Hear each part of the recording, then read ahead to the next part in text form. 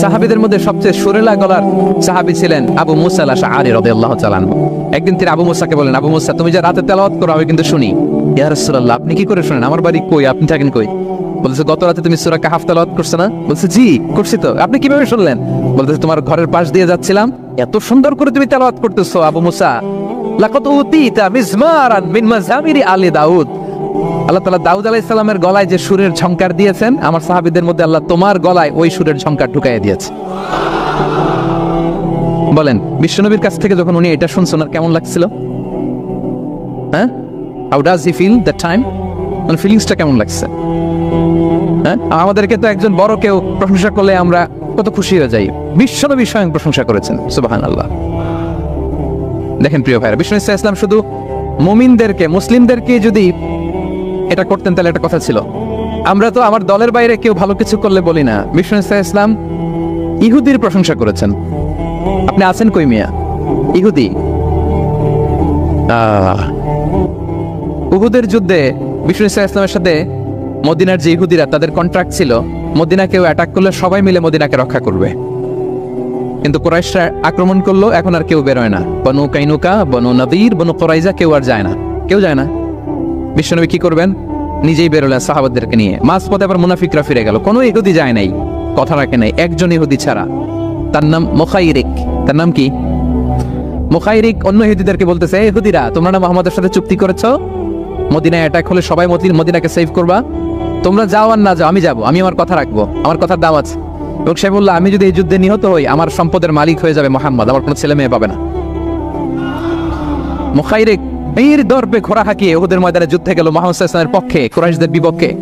বীর দর্পে যুদ্ধ করতে করতে সে নিহত হলো। যুদ্ধ শেষে শহীদ সাহাবাদের লাশ যখন বিষ্ণু ইসলামের সাথে আনা হলো, কাছে আনা হলো, মুখাইরিকের লাশও আনা হলো। মুখাইরিক তো মুমিন ছিল না, কি ছিল?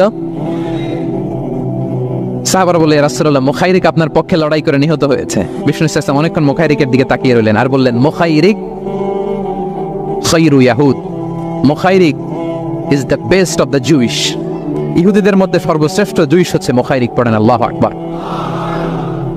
Appreciation, giving credit to others.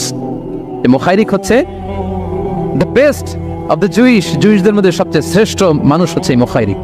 সে কথা রেখেছে। চিন্তা করেন, অমুসলিম, ইহুদি, তারপরেও তার যে ভালো গুণ এটা স্বীকার করতে বিশ্বনবী কার্পণ্যবোধ করেন, ক্রেডিট দিতে কোনো দেরি করেন। তাহলে এই যে অ্যাডমায়ার করি না, আমরা কাউকে প্রেজ করি না, প্রশংসা করি না, এটা বাজে অভ্যাস। এটা থেকে আমাদের বেরিয়ে আসতে, ভালো করলে ভালোকে ভালো বলবেন, সাদাকে কালোকে, ভালোকে মন্দকে বলবেন, অ্যাপ্রিসিয়েট করবেন। আপনার ছেলে একটা ভালো কাজ করেছে, অ্যাপ্রিসিয়েট করেন, বলেন যে মাশাআল্লাহ তুমি সুন্দর কাজ করছো। একটা সূরা মুখস্থ করছে, ঠিক আছে তোমাকে বাইরে আউটিং এ নিয়ে যাবো, ওখানে আমরা ডাইনিং করবো। ভাবি সুন্দর করে একটা কিছু রান্না করছে, অ্যাপ্রিসিয়েট করবেন। আজকে কি সব ভাবির পক্ষে হয়ে যাচ্ছে নাকি ভাবিদের পক্ষে? ঘুরে ফিরে ভাবিদের পক্ষে চলে যাচ্ছে কথাবার্তা বেশি। এটা বাস্তবতা। আপনার স্ত্রী যদি আপনার জন্য ভালো কিছু রান্না করে, ভালো লাগলে আপনি বলবেন যে খুব ভালো হয়েছে আজকের রান্নাটা। অনেকে আছে যে তার ওয়াইফ অনেক চমৎকার করে রান্না করছে কিন্তু সে কোনোদিন মুখ খুলে কিছু বলে না, এরকম আছে না নাই? এমনটা করবেন না। এবং অনেক হাজব্যান্ড হয়তো স্ত্রীর জন্য অনেক কিছু করে, গিফট এনে দেয়, অনেক স্ট্রাগল করে, অনেক কিছু করে, কিন্তু স্ত্রী মুখ ফুটে হাজব্যান্ডকে বলে না। এটা বলবেন, মুখ ফুটে বলবেন আজকে থেকে, এপ্রিসিয়েট করবেন, ভালো দেখলে এটা ভালো বলবেন, ক্রেডিট দিবেন। আমার ক্যাপটাউনের ভাইরা, পারা যাবে? কয়টা গেল? 1 নম্বরে, 2 নম্বরে মুচকে আসে, 3 নম্বরে, 4 নম্বরে অ্যাপ্রিসিয়েশন। আচ্ছা, 5 নম্বরে, 5 নাম্বার হচ্ছে কল্যাণ কামনা করা, অন্যের ওয়েল উইশিং, অন্যের কল্যাণ কামনা করা সব সময়, থাকলেও, সামনে থাকলেও, না থাকলেও কল্যাণ কামনা করা। অনেকে সামনে সামনে অনেক ভালো, ভাই আপনি যে কত ভালো মানুষ, আপনার ছাড়া আমার চলেই না, আপনি মানে অনেক ভালো, এই এলাকায় আপনার মতো ভালো মানুষ আর নাই। মানে সামনে আপনি অনেক ভালো, আপনি দাতা, আপনি সমাজসেবক, আপনি শ্রেষ্ঠ মানুষ, কিন্তু দূরে চলে গেলে আর নাই, তার বদনাম, তার ব্যাপারে অন্যদের কান ভারী করে, আরে উনি তো এমন একটা লোক, বুঝছেন কি আর বলবো, বইলে আর লাভ নাই, পারি না ভাই ওনার সাথে, আর পারা যায় না। এরকম আছে না নাই? তার মানে সামনে সামনে খুব আপনি ভালো ভালো বললেন, কিন্তু সে যখন অনুপস্থিত তখন না। এটা তো শুভকামনা হয় না, এটা হচ্ছে মুমিনদের শুভকামনা উপস্থিত অবস্থাতেও অনুপস্থিত অবস্থাতেও। আলহামদুলিল্লাহ বলেন। এই জন্য বিষ্ণু বলেন দ্বীন ও আন-নাসিহা, দিন হচ্ছে আন-নাসিহা মানে কল্যাণকামিতা। দিন মানে কল্যাণকামিতা, সবার জন্য আপনি গুড উইশ করবেন, কল্যাণ কামনা করবেন, ওয়েল উইশিং করবেন, শুভকামনা জানাবেন, সামনে থাকলেও দূরে থাকলেও। বিষ্ণু ইসলাম বলেন লিল মুমিনি আলাল মুমিনি সিত্তু খিসাল, এক মুমিনের উপর আরেক মুমিনের 6টা দায়িত্ব। এর মধ্যে একটা হচ্ছে ওয়ায়ানসাহু লাহু ইযা গাবা আও শাহিদা, সে তার শুভকামনা করবে, উপস্থিত থাকলেও করবে, অনুপস্থিত থাকলেও করবে। সুবহানাল্লাহ পড়েন। সামনেও যেমনি করবেন, দূরে গেলেও করবেন। অন্যের জন্য শুভকামনা করলে এটা ফিরে নিজের দিকে আসে, এটা খেয়াল রাখেন। এটা একটা লাইফ হ্যাকস শেয়ার করতেছি, আজীবন কাজে লাগবে। অন্যের জন্য যেটাই ভালো কামনা করবেন এটা ঘুরে আপনার দিকে আসবে। অনেকে বলে হুজুর ওর জন্য দোয়া করে আমার কি লাভ? নিজের জন্য আল্লাহ আমারে মাফ করে দাও, আল্লাহ আমারে সমৃদ্ধি দাও, আল্লাহ আমার বেতন বাড়াও, আল্লাহ আমার ব্যবসায় বরকত দাও, আল্লাহ আমার ছেলেরা হাফেজ বানাও, আল্লাহ আমার বউ, আল্লাহ আমার মেয়ে, আল্লাহ আমার আমার আমার সব আমার ভালো আপনি চাচ্ছেন নিজের জন্য, অন্যদের জন্যও চান। আল্লাহ আমার সব ভাইদেরকে মাফ করো, আল্লাহ আল্লাহ আমার গোটা মুসলিম উম্মাকে তুমি বরকত দাও, কল্যাণ দাও, নেতৃত্বে আসার তৌফিক দাও, আল্লাহ সবাইকে সুস্বাস্থ্য দাও। এটা ফিরে আপনার দিকে আসবে। অন্যের জন্য শুভকামনা বহুগুণ বৃদ্ধি হয়ে নিজের দিকে রিটার্ন করে। বিষ্ণু ইসলাম এটাই বলেছেন মা মিন আবদিন মুসলিমিন ইয়াদউ লিআখিহি বিযাহরিল গায়বি ইল্লা ক্বালা লাহুল মালাকু ওয়া লাকা বিমিসলিন। কেউ যদি তার ভাইয়ের অনুপস্থিতি তার ভাইয়ের জন্য দোয়া করে, ফেরেশতারা ওই দোয়াটা তার জন্য আগে আগে করে। তাহলে অন্যের জন্য শুভকামনা করলে, দোয়া করলে লাভ না লস? ধরেন আমি মোশাররফ ভাইয়ের জন্য দোয়া করলাম যে আল্লাহ মোশাররফ ভাইকে তুমি সুস্থ করে দাও, তখন ফেরেশতারা বলে আল্লাহ যিনি দোয়া করতেছে তার যদি কোনো রোগ বালাই থাকে আগে তারে সুস্থ করে দাও। ধরেন আমি বেলায়েত ভাইয়ের জন্য দোয়া করতেছি, আল্লাহ বেলায়েত ভাইয়ের এই সমস্যা আল্লাহ তুমি দূর করে দাও, ফেরেশতারা বলবে আল্লাহ যিনি দোয়া করতেছে তার যদি এই সমস্যা থাকে আগে তার এটা দূর করে দাও। ধরেন আমি দোয়া করলাম আল্লাহ আমার এই ভাই, আল্লাহ সে গরিব, তার অর্থের বড্ড অভাব, দারিদ্রতা, আল্লাহ তুমি আমার ভাইয়ের দারিদ্রতা দূর করো। ফেরেশতারা বলে ওয়ালাকা বিমিসলিন, তোমার জন্য এটা, মানে আল্লাহ যিনি দোয়া করতেছে তার যদি অর্থের প্রয়োজন থাকে আগে তার দারিদ্রতা দূর করে দাও। তাহলে বলেন তো অন্যের জন্য দোয়া করলে লাভ না লস? অন্যের জন্য ভালো দোয়া করলে এটা নিজের দিকে আসে। কিসের দিকে আসে? তাহলে শুভ কামনা 5 নম্বরে কি? আচ্ছা 10টার মধ্যে কয়টা বলে ফেলছি? ক্লান্ত হচ্ছেন না তো আপনারা? শুভকামনা নিয়ে একটা গল্প বলে আমি 6 নম্বরে যাচ্ছি। এক লোক মাগরিবের নামাজের আগে তার বন্ধুর জন্য দোয়া করতেছে, আল্লাহ আমার বন্ধুকে তুমি একটা সুন্দরী, রূপবতী, গুণবতী, নেককার, মুতিয়া, কানেতা, জামিলা, রায়া একজন রূপবতী নেককার স্ত্রী দাও আল্লাহ। কতদিন ধরে তার বিয়েটা চলে আসে, আল্লাহ তুমি ব্যবস্থা করে দাও, সুন্দরী নেককার আল্লাহওয়ালা। তো সে তো তার বন্ধুর জন্য প্রাণ ভরে দোয়া করতেছে, আর তার স্ত্রী ওয়াইফ পাশেই ইফতারি রেডি করতেছিল। এই দোয়া শুনে মহিলা তো তেলে বেগুনে জ্বলে উঠছে, দৌড়ে আসে বলছে এই তুমি কিসের দোয়া করো, রাখো। সে বেচারা মোনাজাতের মধ্যে তো ভরকে গেছে, ভয় বলে কি হইলো, আমি তো দোয়া করতেছি আমার বন্ধুর জন্য।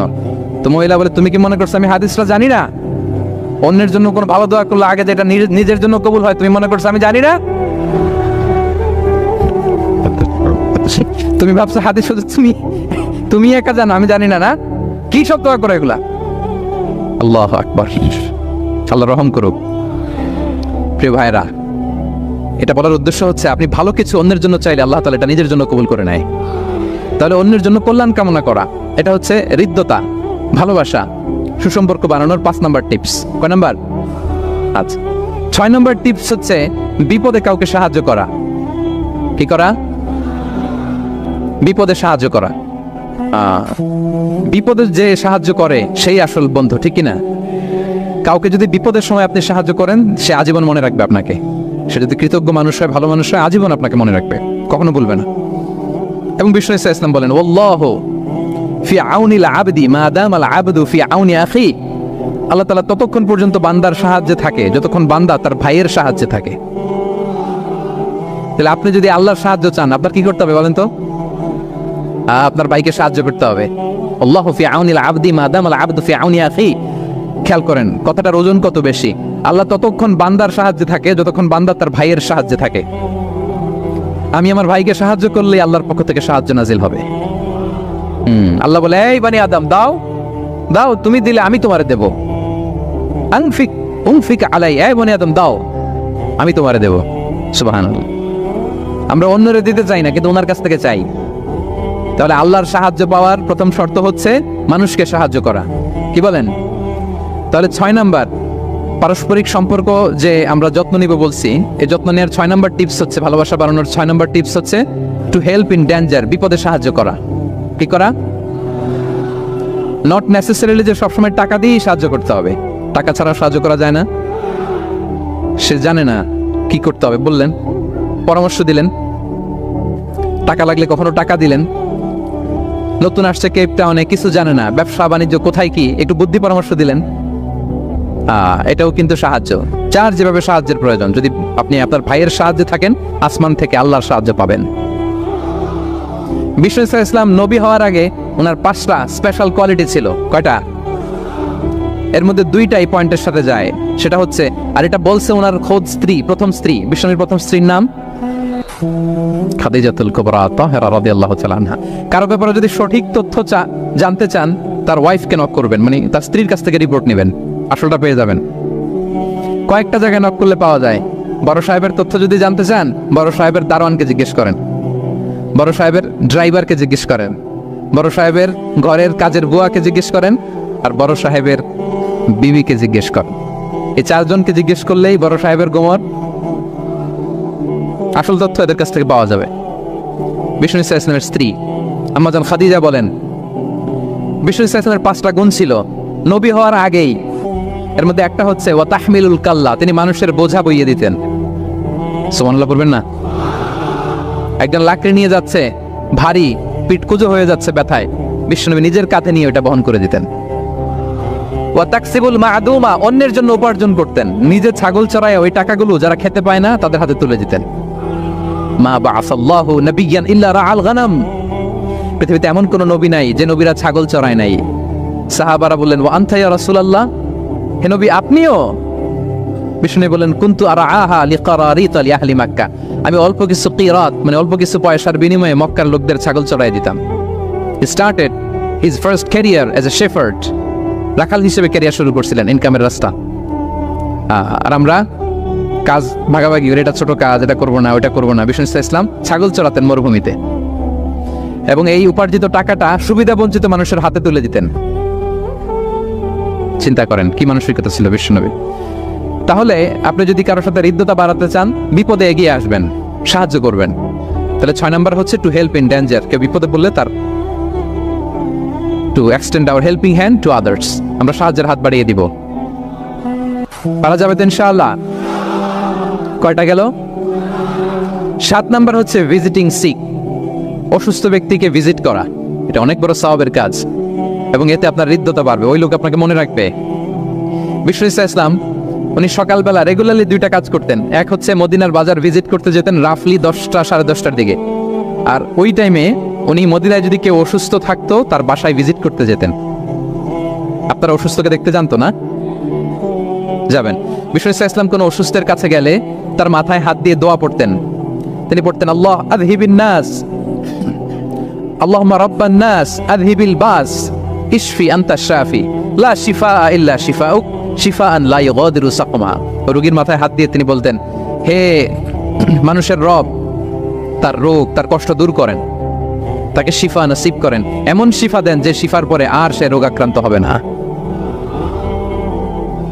বিষ্ণু ইসলামের এক খাদেম ছিল মদিনায়, ছোট্ট বালক, কিন্তু ধর্মে ইহুদি, ধর্মে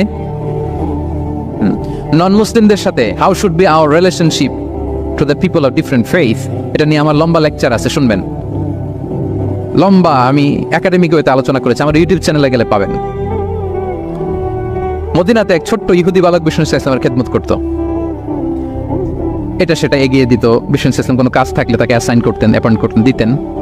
কিন্তু অনেকদিন হয় ছেলেটা আসে না। বিষ্ণু খোঁজ দেন, ওই ইহুদি বালকটা কোথায়? সাহাবারা বলল, ইয়া রাসূলুল্লাহ, সে তো অসুস্থ। সে কি? সে তো অসুস্থ। সেই বুখারীর বর্ণনা শুনেই বিষ্ণু ইসলাম তার বাড়িতে গেলেন। কার বাড়িতে? ইহুদির বাড়ি।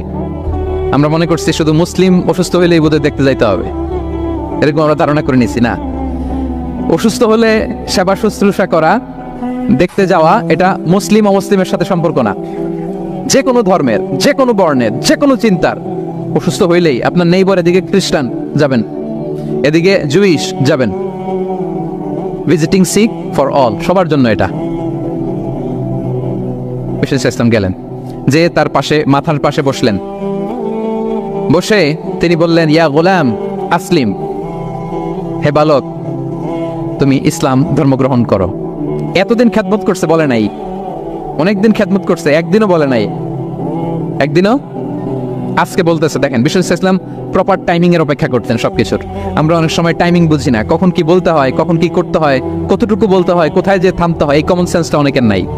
হ্যাঁ, আমি তো হিন্দুদেরকে পাইলে ইসলামের কথা বলিই না, আমি যে তুমি শাহাদা পড়ো, এটা কখনো বলি না। আমি ইসলামের বিউটি শুধু তুলে ধরি, যে এটা এমন, এটা এমন, কিন্তু তুমি শাহাদা পড়ো এটা বলি নাই।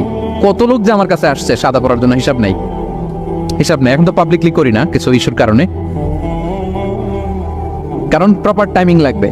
এতদিন খেদমত করলো বিশ্বনবী, একদিনও তাকে শাহাদা পড়তে বলে নাই, আজকে বলতেছে প্রপার টাইমিং। যখন বিশ্বনবী বললেন, ইয়া গোলাম আসলিম, ইসলাম ধর্ম গ্রহণ করো, ছোট্ট বাচ্চা ফানাযারা ইলা ওয়াজহি আবি, তার বাবার দিকে তাকালো, মানে বোঝাতে চাইলো যে বাবা আমি কি করব। তখন বাবা বলল, আতিয়া আবুল কাসিম। বিশ্বনবীর উপাধি ছিল আবুল কাসেম, বড় ছেলের নাম কাসেম, তো ছোটবেলায় মারা গেছে। বাবা বলল, আবুল কাসেম যা বলে তাই শোনো। কারণ এতদিনে ছেলের কাছ থেকে রিপোর্ট নিয়ে বুঝে গেছে তো এটা কে, এটা যে রাহমাতাল লিল আলামিন, এটা যে বিশ্বনবী, এটা যে দ্য লাস্ট মেসেঞ্জার, এটা বাবা মিলাই ফেলছে। বাবা বলে, আতিয়া আবুল কাসেম, আবুল কাসেমের অনুসরণ করো। বিষ্ণু বললেন, পড়ো আশহাদু আল্লা ইলাহা ইল্লাল্লাহ ওয়া আশহাদু আন্না মুহাম্মাদান আবদুহু ওয়া রাসূলুহু। ছোট্ট বাচ্চাটা পড়তে আরম্ভ করলো, আশহাদু আল্লা ইলাহা ইল্লাল্লাহ ওয়া আশহাদু আন্না মুহাম্মাদান আবদুহু ওয়া রাসূলুহু। মৃত্যুর আগে সে শাহাদা পড়ে ফেললো। বিষ্ণু বললেন, আলহামদুলিল্লাহ, আলহামদুলিল্লাহিল্লাযী আনকাযাহু মিনান নার। প্রশংসা সেই আল্লাহর যে একটু আগে জাহান্নামী হওয়ার কথা ছিল যার, তাকে মুহূর্তের মধ্যে জান্নাতি বানিয়ে দিলেন। ভিজিটিং সিক্স, অসুস্থকে দেখতে যাওয়া। শুধু মুসলমান হলে দেখতে যাবেন নাকি? যে কোনো ধর্মের, যে কোনো ধর্মের দেখতে যাবেন, হৃদ্যতা বাড়বে। একদিন বিশ্বনবী সাহাবাদেরকে বললেন, আজকে রোজা রেখেছো কে? নফল রোজা? আবু বকর রাদিয়াল্লাহু তাআলা আনহু হাত তুলে বলেন, আমি। বিশ্বনবী আবার জিজ্ঞেস করলেন, আজকে কোন মিসকিনকে খাবার খাইয়েছো কে? আবু বকর রাদিয়াল্লাহু বললেন, আমি। বিশ্বনবী আবার বললেন, আজকে কোনো জানাজায় শরীক হয়েছে এমন কেউ আছে? আবু বকর বললেন, আমি। বিশ্বনবী বললেন, আজকে কোনো অসুস্থকে ভিজিট করে আসছো এরকম কি কেউ আছে? আবু বকর বললেন, আমি। বিশ্বনবী বললেন, মাজতামা'না ফি ইমরিইন ইল্লা দাখালাল জান্নাহ। এতগুলো গুণ যদি একটা ব্যক্তির মধ্যে থাকে, ওই ব্যক্তি তো জান্নাতি না হয়ে পারে না। ভিজিটিং সিক, অসুস্থকে দেখতে যাওয়া, যদি এটা করেন তাহলে আপনাদের পারস্পরিক হৃদ্যতা, ভালোবাসা বাড়বে। এবং এটা জাতি, ধর্ম, বর্ণ নির্বিশেষে যে কোনো লোক অসুস্থ হলে আমরা ভিজিট করতে পারি। যাবেন, কিছু গিফট নিয়ে যাবেন, কমলা নিয়ে যাবেন। সাউথ আফ্রিকাতে তো দেখি আমি একেবারে ফ্রেশ ফ্রুট, সুবহানাল্লাহ। আমি যেখানেই গেছি কোনো ফরমালিন নাই, তাজা, টাটকা, ফ্রেশ, এত সুন্দর স্মেল, এত সুন্দর টেস্ট এটার, আলহামদুলিল্লাহ। বস্তা ভরে ফল নিয়ে দেখতে যাবেন, পারা যাবে তো? 7 নম্বরে কি ছিল বলে গেছে, ভিজিটিং সিক্স, অসুস্থকে দেখতে যাওয়া। পারবেন? পারবেন? কয়টা হইল? আর বাকি রইল কয়টা? কষ্ট হচ্ছে? মনোযোগ আছে না গেছে? তাকবীর পড়ুন, আল্লাহু আকবার।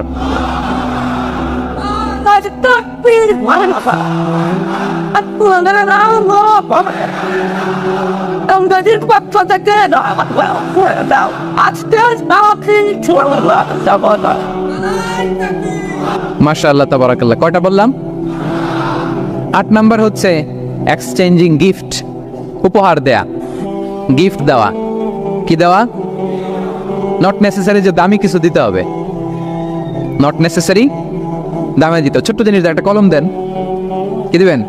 কলম দেন, একটা ছোট বই দেন, একটা মেসওয়াক দেন, একটা টুপি দেন, আপনার সাথে যা কুলায় দেন, গিফট করেন। আমি ইফতারি করতে বসলেও আমার ডানে বায়ে যারা থাকে এখান থেকে আমি দেই। কারণ একজন রোজাদারকে এক ঢোক পানি খাইয়ে ইফতারি করলেও সে সারাদিন রোজা রেখে যেই সওয়াব, তার সওয়াব না কমিয়ে ওই পরিমাণ সওয়াব আল্লাহ যিনি খাওয়ালো তার আমলনামায় দিয়ে দেয়। একটু বিতরণ করেন, একটু খাইয়ে দেন, সামান্য কিছু হলো গিফট দেন, উপহার দিলে ভালোবাসা বাড়ে। সুবহানাল্লাহ। বিষ্ণু ইসলাম নিজেই বলেছেন, তাহা দাও তাহাব্বু, তোমরা একে অপরকে উপহার দাও, তোমাদের মধ্যে ভালোবাসা বাড়িয়ে দিবে কে? পারস্পরিক উপহার বিনিময় করবে। ছেলেকে উপহার দিন, মেয়েকে উপহার দিন, স্ত্রীকে দিন, বন্ধুকে দিন, কলিগকে দিন, পারলে শত্রুকেও দিন। কি বলেন? শত্রুকে যদি উপহার দেন শত্রুতা থাকবে? ধরেন কারোর সাথে আপনার কম্পিটিশন, ধরেন একটা নির্বাচন, সে জিতে গেল, আপনি হেরে গেলেন, আপনি ফুল পাঠান, ফ্রুটস পাঠান, দেখবেন শত্রুতা কমে গেছে। এটাই বলেছেন বিষ্ণু ইসলাম সরাসরি, যে তাহা ওয়া তাহাদাউ তাহাব্বু তাযহাবি শাহনা, তোমরা পারস্পরিক গিফট দাও, তাহলে শত্রুতা, দ্য এনিমিটি উইল ডিসঅ্যাপিয়ার, শত্রুতা দূর হয়ে যাবে, বিরোধ মিটে যাবে, ভালোবাসা বেড়ে যাবে। তাহলে পারস্পরিক সুসম্পর্কের জন্য, সম্পর্ক উন্নয়নের জন্য, হৃদ্যতা ভালোবাসা বাড়ানোর জন্য আমরা একে অপরকে উপহার দিব। যা পারি উপহার দেওয়ার এই কালচারটা ভালো, এটা সুন্নাহ।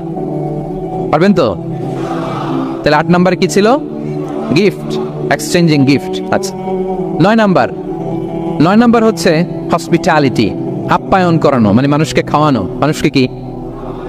মানুষকে কি শুধু নিজেই খাবেন না, খাওয়াবেনও। দুটোই ভালো, খাইবেনও খাওয়াবেনও, খাবেনও খাওয়াবেনও।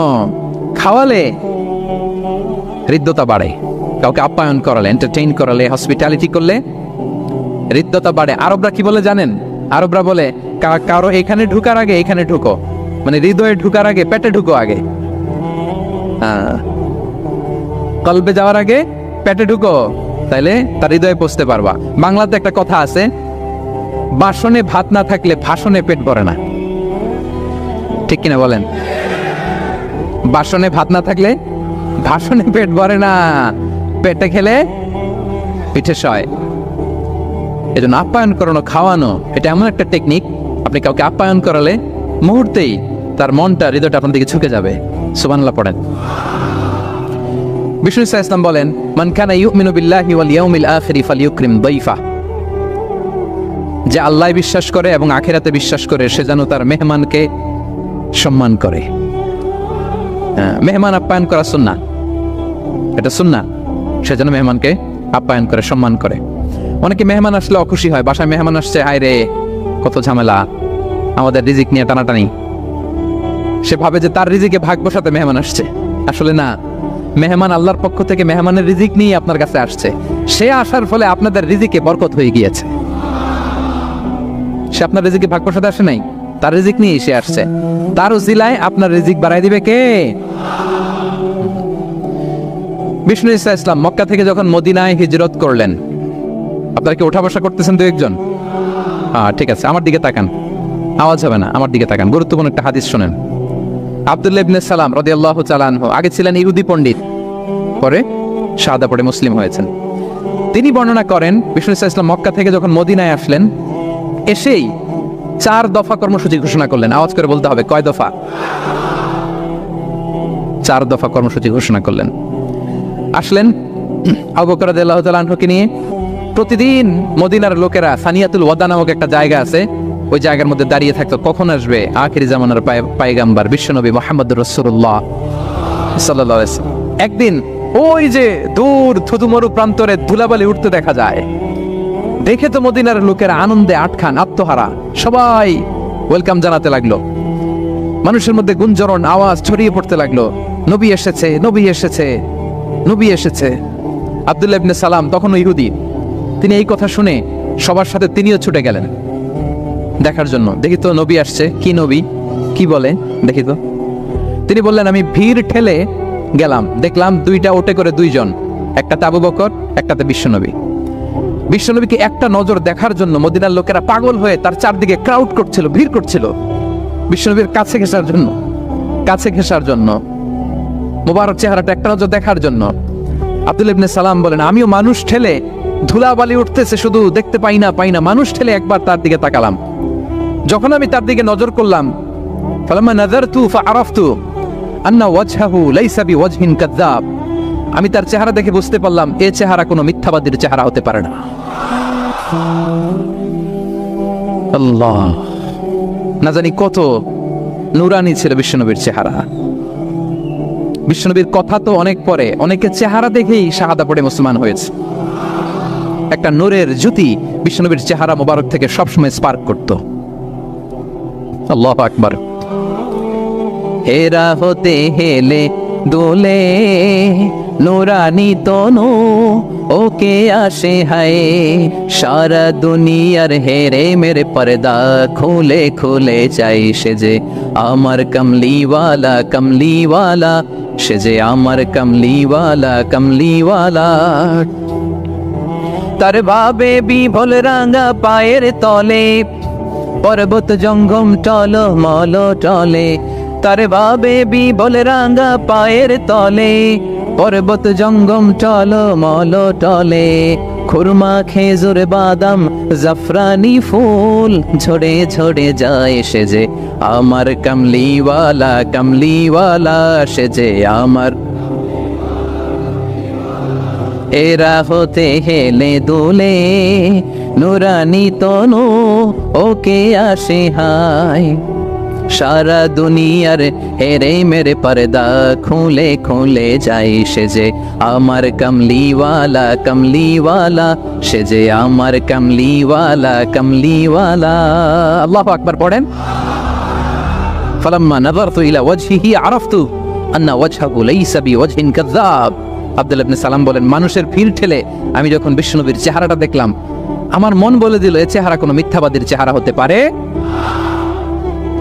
বিশ্বনবী মানুষের ভিড় দেখে ছোট্ট একটা ভাষণ দিলেন। তিনি বললেন, আইয়ুহান নাস, ওহে মানব সকল। 4 দফা কর্মসূচির ঘোষণা। তিনি বললেন, আইয়ুহান নাস আফশুস সালাম, বেশি বেশি সালাম দাও। ওয়া আতঈমুত তাআম, বেশি বেশি মানুষকে খাবার খাওয়াও। ওয়াসিলুল আরহাম, আত্মীয়তার বন্ধনকে অটুট রাখো। ওয়াসাল্লু বিল লাইলি ওয়ান নাসু নিয়াম, মানুষ যখন ঘুমিয়ে থাকে রাত জেগে সালাত পড়ো। তাদখুলুল জান্নাতা বিসালাম, তাহলে সহজে শান্তিতে আল্লাহর জান্নাতে ঢুকে যাবে। তাহলে মদিনায় যেই বিশ্বনবী যে 4 দফা কর্মসূচির ঘোষণা দিলেন, এর মধ্যে খাওয়ানোর কথা আছে না নাই? আতঈমুত তাআম, খাবার খাওয়াও। একটা দেশে যখন খাদ্য সংকট হয়, ওই দেশের আর কোনো স্টেবিলিটি থাকে না, এটা একটা অকার্যকর রাষ্ট্রে পরিণত হয়, ঠিক কিনা বলেন? বিশ্বনবী মদিনায় যেই খাদ্যের সংকট দূর করে দিলেন। ধনীদেরকে বলেন খাওয়াও, মানুষকে খাবার খাওয়াও। হসপিটালিটি, আপ্যায়ন করা, এন্টারটেইন করা, এটা যদি করেন তাহলে নিজেদের মধ্যে হৃদ্যতা বাড়বে, ভালোবাসা বাড়বে। আলহামদুলিল্লাহ। কোরআন গাইডেন্স হওয়ার সবচেয়ে বড় কারণ হচ্ছে কোরআন হচ্ছে এই পৃথিবীর সবচাইতে the most interactive and relevant book to human being. সবচাইতে জীবন ঘনিষ্ঠ এবং প্রাসঙ্গিক কিতাব হচ্ছে আল কোরআন। কিতাবটার নাম কি? সবাই বলুন একসাথে, কি নাম? সবচাইতে প্রাসঙ্গিক, জীবন ঘনিষ্ঠ, the most interactive book ever in the world. এর কারণ হচ্ছে এর আগে যত আসমানি কিতাব এসেছিল সবগুলো কিন্তু একবারে নাজিল হয়েছে এট এ টাইমে। তাওরাত মুসা আলাইহিস সালামের উপর একবারে নাজিল হয়ে গিয়েছে একসাথে। ইনজিল ঈসা আলাইহিস সালামের উপর একবারে নাজিল হয়েছে। জাবুর দাউদ আলাইহিস সালামের উপর একবারে নাজিল হয়েছে। কোরআনও কি একবারে নাজিল হয়েছে? হ্যাঁ, একবারে নাজিল হয়েছে না, 23 বছরের 23 ইয়ার্সের লং পিরিয়ড অফ টাইমে একটু একটু করে নাজমান নাজমান হাসবা হাওয়াইজিল বাশার, মানব জাতির প্রয়োজনের তাগিদে, তাই না, প্রেক্ষাপটের আলোকে নাজিল হয়েছে। প্রথম নাজিল হয়েছে মক্কায়, তারপরে মদিনায়, বিভিন্ন জায়গাতে। আপনারা জানেন যে কোরআনের প্রথম আয়াত নাজিল হয়েছে মসজিদুল হারাম থেকে 10 কিলোমিটার উত্তর পূর্ব দিকে জাবালে নূর আছে, একটা পাহাড়, 634 মিটার উঁচুতে একটা কেইভ আছে, গারে হেরা। ওই হেরা গুহায় শুরু হলো কোরআনের এই নাজিল হওয়ার প্রক্রিয়া। এরপর রাসূল সাল্লাল্লাহু আলাইহি ওয়াসাল্লাম মক্কা থেকে মদিনায় গেলেন, সেখানেও নাজিল হতে লাগলো। এই কোরআন কখনো নাজিল হয়েছে ঘরের ভেতরে, কোরআন কখনো নাজিল হয়েছে বাজারে, কোরআন কখনো নাজিল হয়েছে সফরে, এই কোরআন কখনো নাজিল হয়েছে যুদ্ধের ময়দানে, এই কোরআন কখনো নাজিল হয়েছে আল্লাহর আরশে। তার মানে রাসূল যেখানে, কোরআনও সেখানে। কতটা ইন্টারেক্টিভ কিতাব! রাসূল সাল্লাল্লাহু আলাইহি ওয়াসাল্লাম তার জীবনে, তার পরিবারে, তার সমাজে, রাষ্ট্র পরিচালনায় যেখানেই তিনি সংকটের মুখোমুখি হয়েছেন, ঠিক তখনই সমাধান নিয়ে হাজির হয়েছে কোরআন। এজন্য এটা হচ্ছে the most interactive and relevant book to human being. সবচাইতে প্রাসঙ্গিক জীবন ঘনিষ্ঠ একটা কিতাব। এবং এই কোরআনকে আল্লাহ তাআলা লাইট বলেছেন, আলো। ওয়ানজালনা ইলাইকুম নূরাম মুবিনা, নবী হে আপনার কাছে আমি লাইট পাঠিয়েছি। কোরআন এটা আলো, কারণ পথ দেখাতে হলে তো লাইট লাগবে। যেটা আপনাকে পথ দেখাবে তার মধ্যে যদি আলো না থাকে সে পথ দেখাতে পারবে নাকি? পারবে না। তো কোরআনকে আল্লাহ তাআলা লাইট বলেছেন। এবং কোরআন শুধু নিজেই লাইট নয়, শুধু নিজেই আলো নয়, সে আলোর দিকে নিয়ে যায়। আল্লাহু আকবার। আলিফ লাম রা কিতাবুন আনজালনাহু ইলাইকা লিতুখরিজান নাসা মিনাল যুলুমাতি ইলান নূর। I've revealed this book unto you, O Muhammad, in order to lead the mankind out of darknesses into the light. অনেকগুলো অন্ধকার থেকে একটি আলোর দিকে, মহাসত্যের দিকে নিয়ে যাওয়ার জন্য আমি কোরআন পাঠিয়েছি। সুবহানাল্লাহি বিহামদি। এবং একটু খেয়াল করে যদি আমরা দেখি যে একটি পুরো জাতি, একটি পুরো গোষ্ঠীর জীবনধারা পাল্টে দিয়েছিল কোরআন, যাদের লেখাপড়া জানা ছিল না, অক্ষর জ্ঞানহীন একটা জাতি, একটা ভূখণ্ডের জীবনধারা পাল্টে দিয়েছে এই কোরআন। কোরআন যেমনি আলো, তার পাশাপাশি কোরআন হচ্ছে ক্রাইটেরিয়ান।